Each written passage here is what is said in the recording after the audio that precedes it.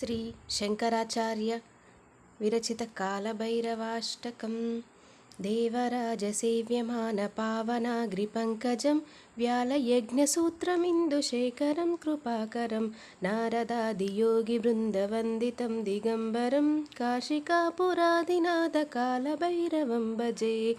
भानुकोटिभास्वरं भवाब्धितारकं परं नीलकण्ठमीप्सितार्थदायकं त्रिलोचनं कालकालमम्बुजाक्षमक्षशूलमक्षरं काशिकापुरादिनाथकालभैरवं भजे।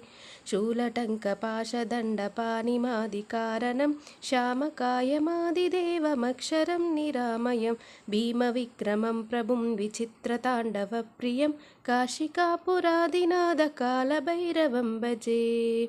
मुक्तिभुक्तिदायकं प्रशस्तचारुविग्रहं भक्तवत्सलं स्थितं समस्तलोकविग्रहं निक्वनन्मनोज्ञहेमकिङ्किनीलसत्कटिं काशिकापुरादिनाथकालभैरवं भजे।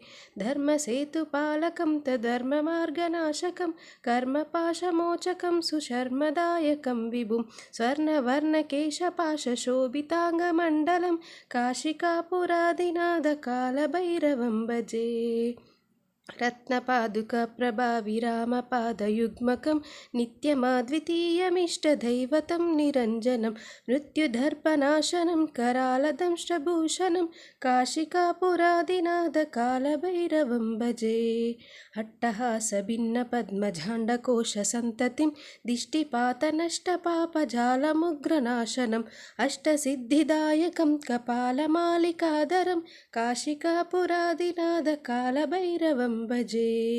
भूतसङ्गनायकं विशालकीर्तिदायकं काशीवासिलोकपुण्यपापशोधकं विभुं नीतिमार्गकोविदं पुरातनं जगत्प्रभुं काशिकापुरादिनाथकालभैरवं भजे।